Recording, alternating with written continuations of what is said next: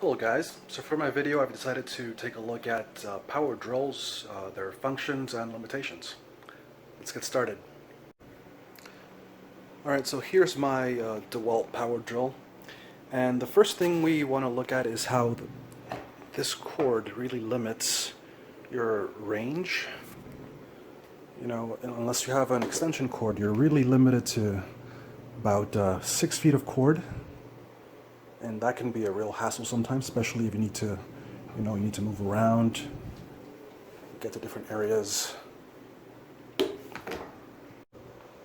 So the next biggest issue I have with this power drill is that for something that you normally want to use for precision, the weight of it makes it so much better and easier to use with two hands, which isn't always ideal. And sometimes, if you're drilling in a tight space, it can actually be prohibitive to use two hands. So in addition to the weight, really just the bulk of this tool makes it really hard to get into these really tight spaces. If you can see the screw there, there's no way that you're going to get this power drill to actually be able to unscrew that one unless you use an extender, and I'll show that to you guys right now. So it's very fortunate that the designers of this tool had the foresight to understand that the tool's a bit bulky and would not be able to fit into tight spaces. So they did design this extender for it, you see, which really increases your effective range and allows you to get into these tight spaces. Now, I don't want to take my table apart, so I'm not actually going to unscrew this one, but you can see there that it can clearly reach, so you get the idea. So some other neat design features on this power drill are these little markings you have right here. So you know that when you flip the switch towards this arrow, that effectively means that you're going to be drilling into something, right? And then if you flip it down to the opposite end, instead of drilling in, you're actually going to be drilling something out.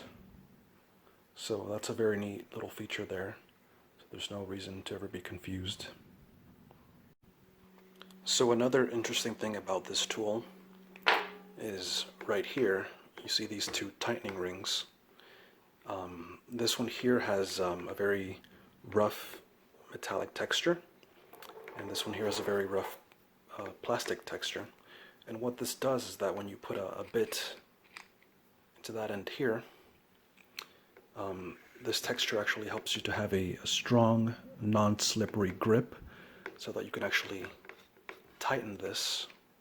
And that's something that designers had to have some kind of foresight to know that these two pieces would need a strong grip.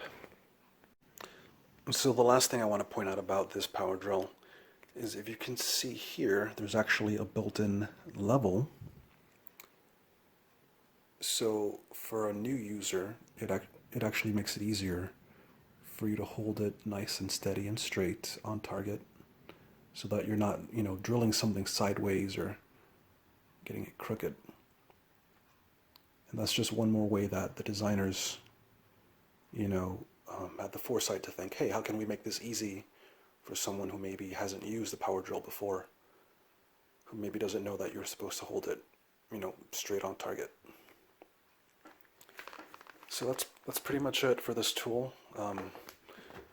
Gave you guys a couple of limitations, a couple of good design features. Overall, I think the tool lends itself to be easily understood. It's pretty much the shape of a gun, so most people know how to hold it. There's a big fat trigger. It's really hard to miss the trigger. And the little arrows to help you know which direction you're going in. So, yep, that's pretty much it.